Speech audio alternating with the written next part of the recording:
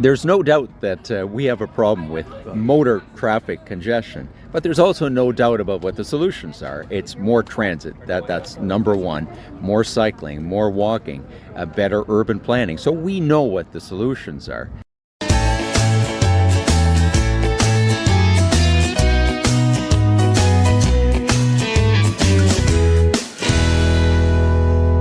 Welcome to Calling All Stations, the Transport Podcast. I'm Christian Walmer, an author and journalist who has covered transport for the past 30 years. In every episode, we try to keep you up to date with the most engaging news stories, policy developments, and interviews in the transport world. And with me is my regular co-presenter, Mark Walker, who has spent decades looking at transport policies and legislation. So, Mark, what have we got on today? Hello, Christian, and hello to our listeners. You've been on your travels again, first of all within London to the UK Parliament, where you've been interviewing Kat Hobbs from We Own It, who's the author of a report with her organisation suggesting that the boundaries for public ownership of Britain's railways should be widened. You've also been much further afield to Toronto in Canada, where you've been learning from Albert Koehl about a culture war there over the suggested removal of cycle lanes throughout the city. Listeners will know that the UK Labour government has decided to return much of Britain's railway industry to public ownership, in particular the train operating companies, which have been franchised for the last 30 years or so. However, there's an organisation called We Own It that thinks that Labour should go further in expanding the remit of the public sector within the UK's railways. And Christian has been speaking to Kat about the report that they just published in Parliament. I've just been at an event in Parliament, really campaigning to get Great British Railways on the right path, as it were. And I'm joined by Kat Hobbs of We Own It, who's going to explain to us exactly what we've been doing here. Hi, Christian, and thank you for being here. So we're at Parliament today. We Own It. The We Own It team is here with experts, including obviously Christian Wilmot and other campaigners, and I'll list those.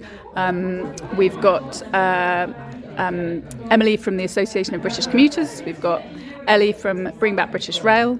We've got Dr. Grace Brown, who is a bit of an expert on rolling stock. And we've got Jonathan Tyler, who is an expert on timetabling. And of course, Christian. And we're all here to talk about the Railways Bill. And you've been lobbying MPs here. You've been having quite a steady stream of MPs to talk to. Yeah, that's right. So we asked We Own It supporters to email their MPs and say, please come to this event in Parliament, come and hear from Christian and others, and I think you were a major draw. Come and hear from these experts about how we make public ownership of the railway really successful. And we gathered from what MPs said that they had received a lot of emails from constituents, and so they turned up. We had plenty of Labour MPs, a lot of Lib Dems, a couple of Conservatives, and they had obviously been prompted to come to this conversation, and they thought it was important to be here, and there was some quite engaged conversations. We probably had, I would say, at least 30 MPs. So what are your precise demands? What are you actually asking for? Because, Great British Railways is happening. The bill, as I understand it, will definitely be tabled sometime in the autumn. It will give quite strong powers to Great British Railways. So what are the things that you're really trying to press for here? So we think public ownership is a good idea. So do most people. So do most voters, actually, across all political parties support public ownership. But we don't think, we think it's also important to think about how do you make public ownership really successful? Because just bringing the rail franchises into public hands as they come up for renewal without a bigger vision, a bigger plan, and thinking about the other policies that need to be in place is really politically risky for the government. It could go really badly wrong. And I think we're already starting to see some of the potential fallout from that. So what we're saying is, look, this is a really historic opportunity that the government's got right now. We're seeing that we're really grateful, we're really pleased that they're ending this 30 years of rail privatisation, bringing franchises into public ownership. That is great. That's a real achievement. It's the right thing. But that by itself is not going to automatically lead to a really high quality, tip-top, fantastic railway that passengers are really keen to use. Okay, so can you be a bit more specific? Yes. That's very general. Yeah. So give us some examples of where you think GBR might be failing and what you'd like to see. Yeah, absolutely. So what we're trying to do here is start a kind of national conversation, really, to say, what do campaigners and experts want to do? So we've got a document called Passengers Not Profit, a vision for the Railways Bill. We've got contributions in that document from yourself, Christian, and from these other experts that I mentioned. And the policies that we are calling for are, we want the rolling stock to be publicly owned. Right now, as I'm sure you've covered before, but the rolling stock companies are the most profitable bit of the railway, and the government has no plans to take them into public ownership, which means effectively, we don't own our own trains. But that would cost an enormous amount of money to buy them back. Well, what we're saying is, on the government set up Great British Energy, why not set up something like Great British Trains and have a plan for, as trains are decommissioned, have a plan for the new trains to be publicly owned. So you wouldn't be suggesting buying up the existing stock? We think they should look at what to do about it. So, and Scotland's already doing this a bit. So, Dr. Grace Brown wrote a report,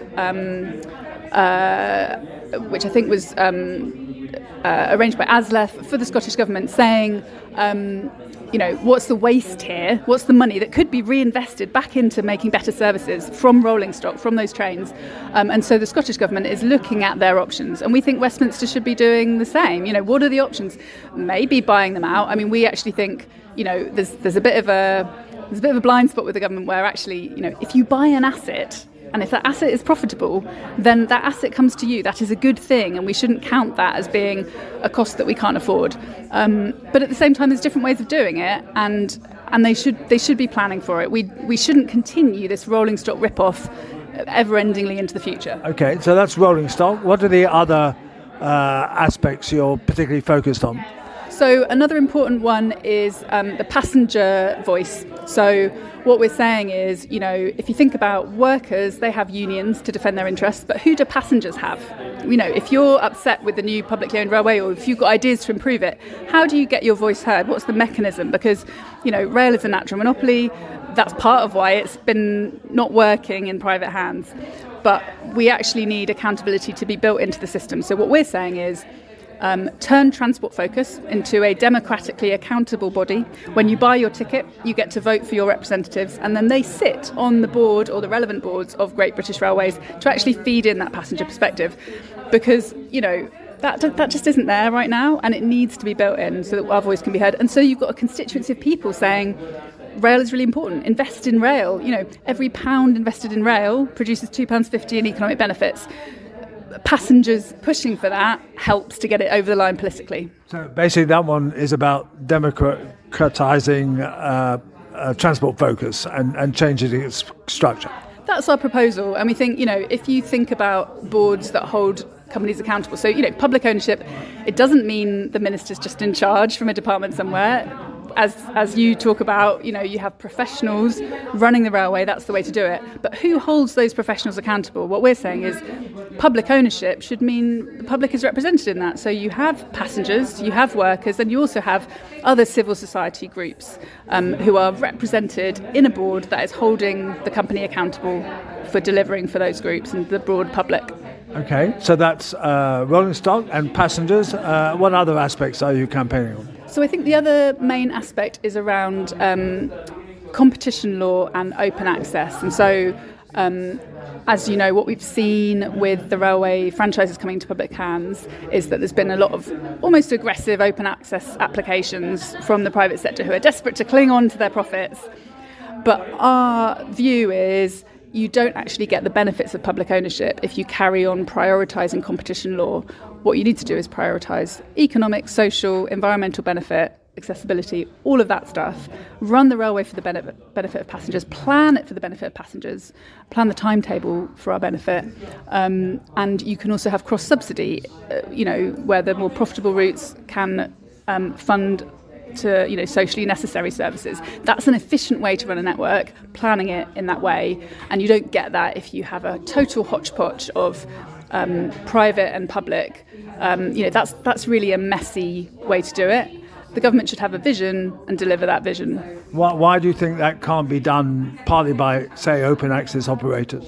Well, our understanding is open access operators are effectively leeching off the system. They don't pay for a lot of the costs that the other operators do. So they don't pay as much for depots, for training staff. So effectively, they are creaming off the profits. And that's, our argument at We Own It is that is what private companies do. And that's a logical thing to do if you can get away with it.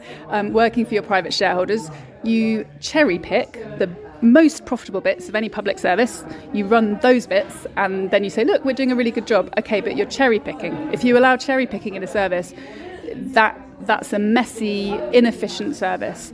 What you want to do is run it as a public service, get professionals involved in collaborating with each other, because collaboration is a key benefit. Don't pretend that we can have competition and have public ownership at the same time. They're two different models. Does that apply to ticket retailing as well? Do you think that ought to be controlled entirely by GBR? Yes, it does. And I think, the government could look at creating a really fantastic ticket retailer, copying best practice from other countries, so that passengers have a really brilliant option that they know they can rely on, and they know it's not creaming profits out of the system. And they could potentially look at buying out Trainline, the UK operations, but they don't have to. They could just create something really, really good. But now is the time to be thinking about what that looks like. You don't think that people like Trainline have stimulated more people to use the trains? I think Trainline is a decent service, and I also think it's extracting quite a lot of profit. I think there's this idea that the only way we can possibly have any innovation is if we have the private sector involved. That's just not true, and that's a big part of why we were really very happy to have you here today, Christian, to say, look, innovation happens in the public sector. What you do is you have professionals, you give them freedom to experiment, to innovate, to look at what can be done commercially, to run things for passengers. You also have the passenger accountability built in. We can use the best practice from other countries, like Germany, like France, see what's being done well in Europe and around the world, and build on that. But I think, let's actually recognise that the public sector can innovate. And the government is actually doing a bit of that. There was an announcement this week about work they were doing with Innovate UK, which is a public sector agency. Let's recognise that humans everywhere actually have ingenious ideas, good ways forward, and let's free up the public sector to make sure it can be innovative, but for public benefit. Well, that's a great place to end it, Kat. Thank you very much for that, and good luck with your campaign. Thank you so much, Christian. Many listeners will be familiar with the Constitution of the United States and the 50 states that make up the Union. We're perhaps a bit less familiar with the Constitution of Canada, which has 10 provinces and 3 territories. One of the provinces is Ontario, and a large city within Ontario is the city of Toronto. And Christian has visited Toronto in the last few days, learning about a culture war between the city government and the provincial government about the provision of cycle lanes. And he's been speaking to Albert Koehl. And here's his interview. I'm in Toronto, where there's an enormous controversy over the fact that the Premier of Ontario, Doug Ford, wants to rip out the cycle lanes that have been installed over the years by the local mayor. And indeed, it has some resonance, I think, with things that might happen similar things that might happen in the UK when you get an authority taking over from one that has installed cycle lanes. and it's something that I thought would be very relevant to discuss on this podcast.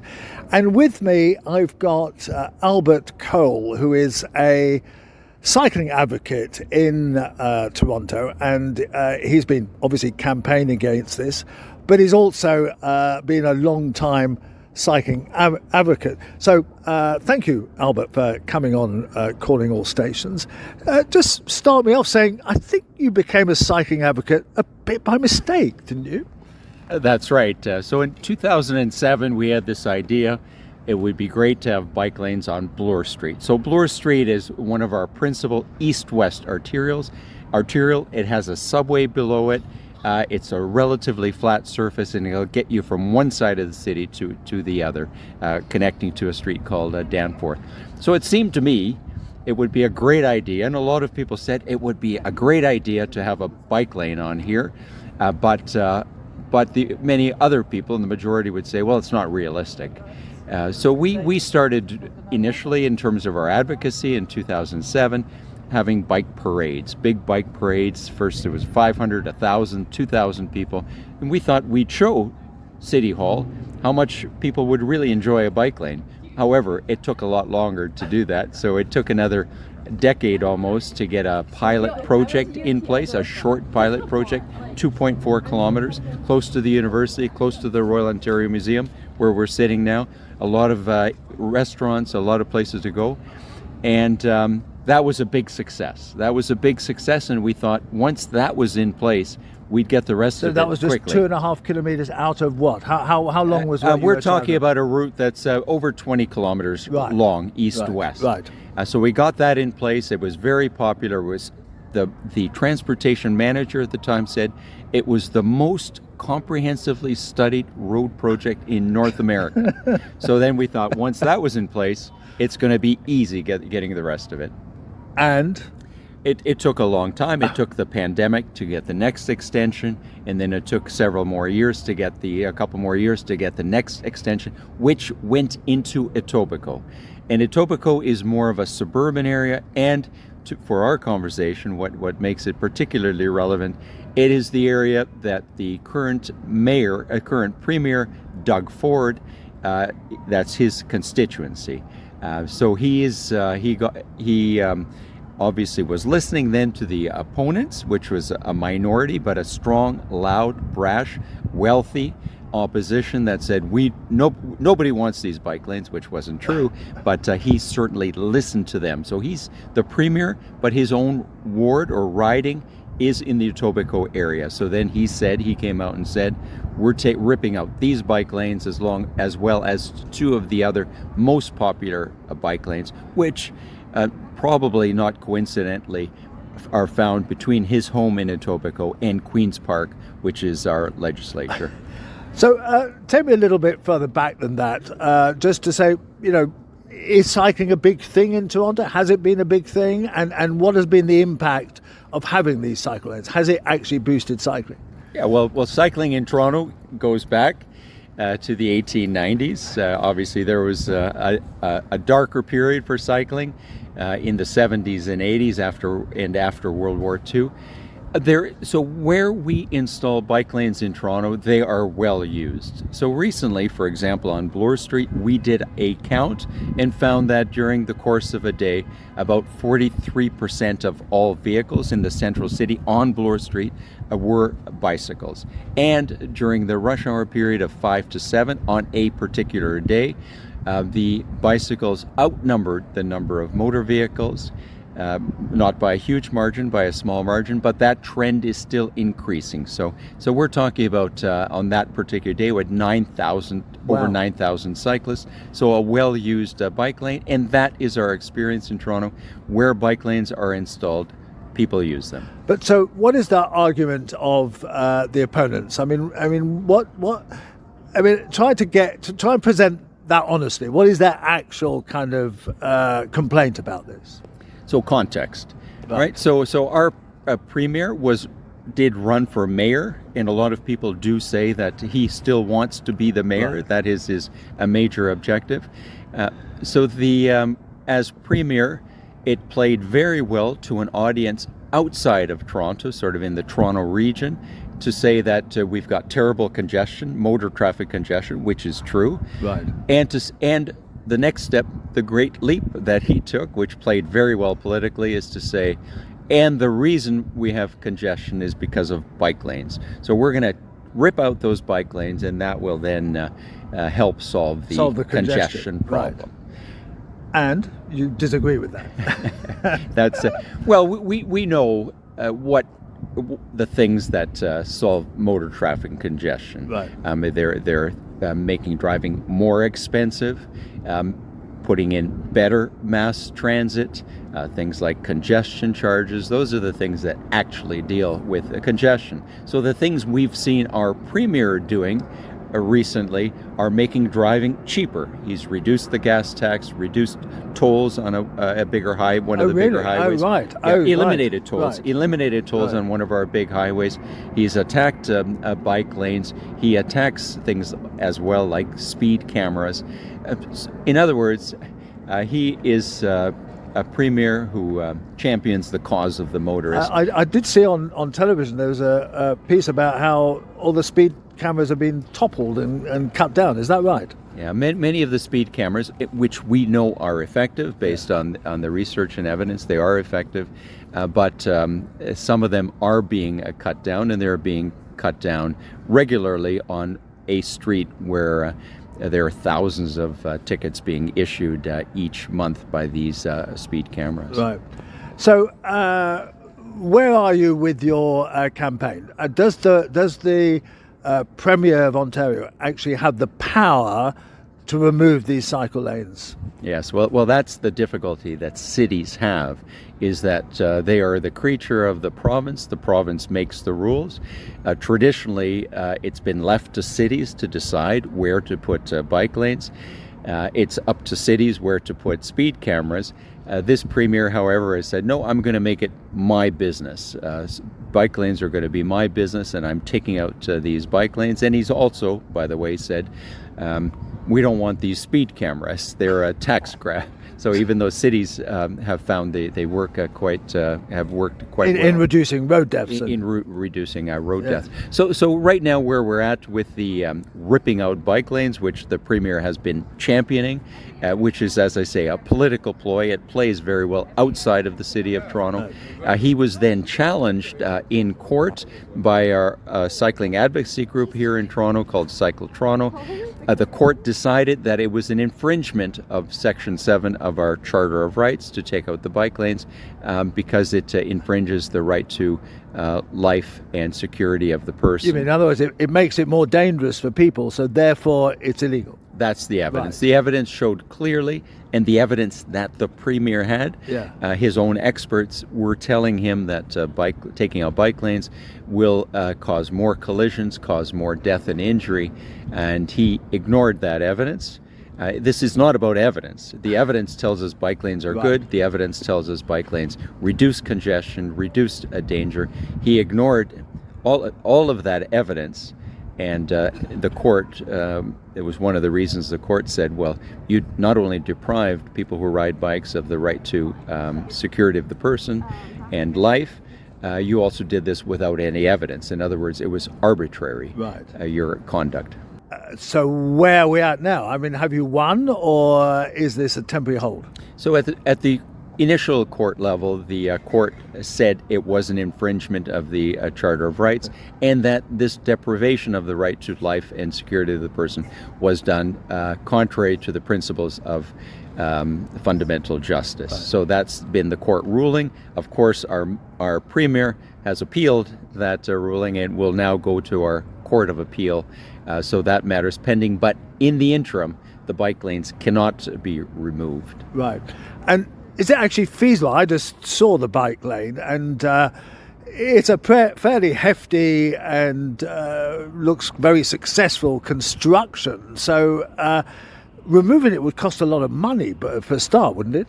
Yes, and that's exactly the problem. In some areas of Bloor Street, The bike lanes are what we call permanent bike lanes. In other words, there are raised curbs, there's a pavement for the bike lane. In other places, there are what we call temporary measures. There'd be cement curbs with bollards, simply sort of indicating where the bike lane is. So in this area, we've just finished construction. It took 2 years of construction to reconstruct the roads, to make the bike lanes permit, to do some water main work. So it would take probably a year or more to reconstruct the road. So probably the Premier is not really going to do that, but a lot of it, as I say, is political posturing. It plays very well to the audience that he's appealing to, which is an audience outside of the City of Toronto. In the City of Toronto, the surveys make clear people want bike lanes, they want wider sidewalks, they want lower speed limits, they want people on bikes and pedestrians to be safe, because that is about almost around 50% of trips are walk, cycle, and transit. I did notice also as I was walking through that there's some new cycle lanes just a little bit south of here being built. Is that right? Yeah, there are.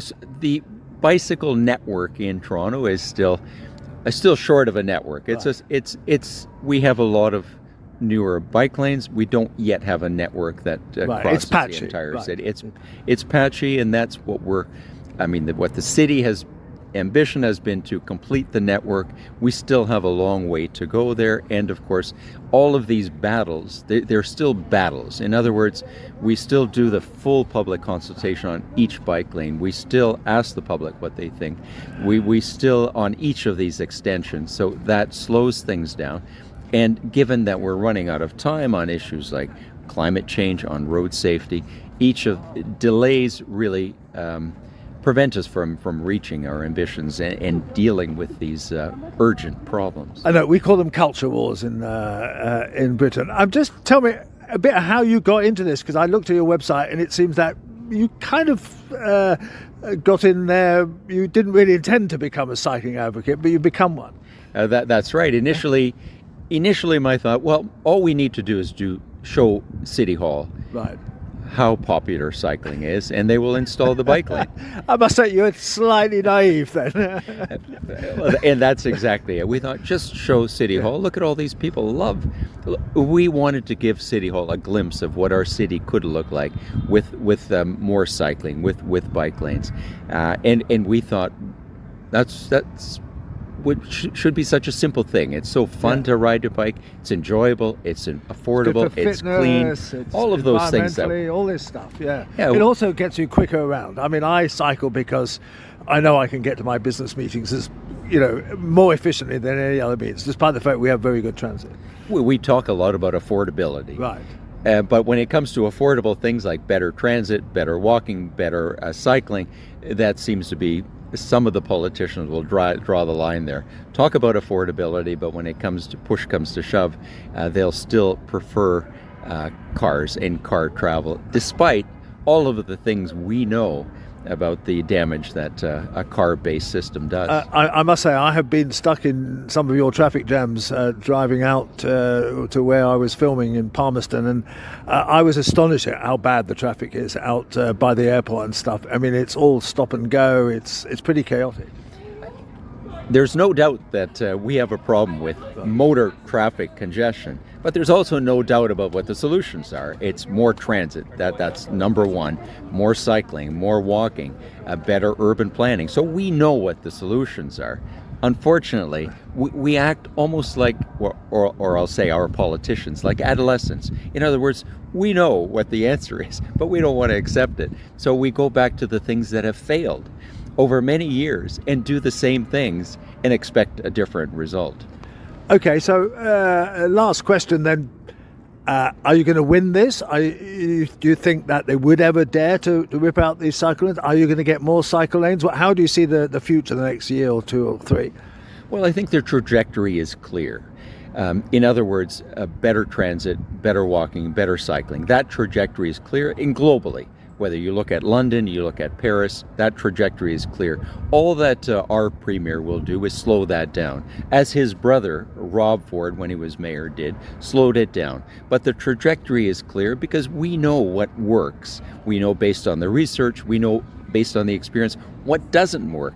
So one thing many of our politicians are not willing to say is the fundamental problem is the monstrous inefficiency of trying to move people from A to B in these large and growing vehicles. We have this trend toward large oversized I did notice that. So many SUVs, about half the cars are SUVs. So what we see now is we see a increasing number of these large vehicles. So it's again a part of this adolescent attitude that we just don't want to accept that we have a problem.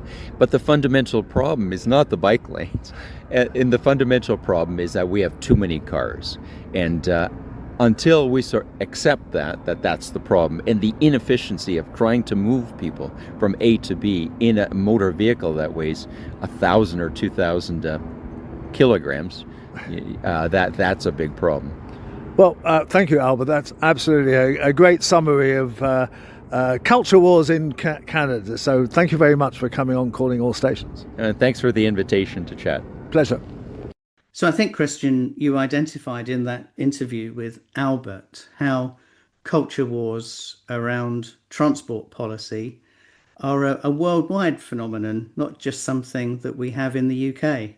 Yes, indeed. And there's something depressing about that in a way. But I thought the relevance of this was that, we might well get this sort of thing here. And in fact, we had to some extent with Rishi Sunak kind of being inspired by winning the Uxbridge by-election, where the ULEZ, the ultra-low emission zone, was quite an important factor. And he thought that it was this decisive factor. I thought he was wrong about that. But so then he went on to try to use the so-called war on the motorist as a wider part of Tory policy, and in particular kind of trying to limit local councils from imposing low traffic neighbourhoods. 20-hour speed limits in Wales came under fire, and it was all an attempt for central government to stop local government from doing things that actually not only do local people actually like, as in certainly the case in Toronto that we've just heard, but also that we know that most of these measures to make towns and cities more livable are actually good for the local economies as well. So I just find it so depressing that I go, halfway around the world to find the same old battles, the same Neanderthal politicians making the same ridiculous statements when all the evidence points in another direction. Here's Christian's final thought from the Departure Lounge. Well, it's not quite from the Departure Lounge. It's from King's Cross Station, where a listener has taken the trouble while he was waiting for a train, which was delayed, and he was there for 10 minutes in King's Cross Station, in which time he was had to face 11 announcements about various things, and some of it was about do not skateboard, do not cycle, be careful of the platforms in inclement weather, mind the gap between the train and the platform. And very little of it was of any use to people who wanted information about their trains or about delays or about anything else. They have to actually just cope with looking at the notice board rather than kind of actually being informed by these announcements. And it's just noise. So he actually asked a question with freedom of information, saying, had they done any research on, the effectiveness of these announcements and how often they should be, and how effective would it be if there were more of them or fewer of them or whatever? And answer came that nobody has done any research into the effectiveness or how one should frame them, how often one should use them, or so on. So we just get bombarded with these things, and it's really up to the local station staff to decide how often we have to listen to see it, say it, see it, sorted.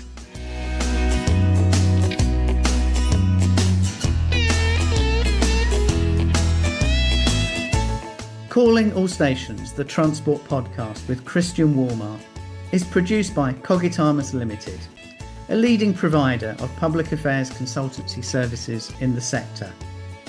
We hope you've enjoyed this episode. If you have, please consider giving us a 5-star rating with whichever platform you use. Do follow us on social media channels, including Blue Sky, Facebook, and X, formerly known as Twitter. Our handle on X is @AllStationsPod.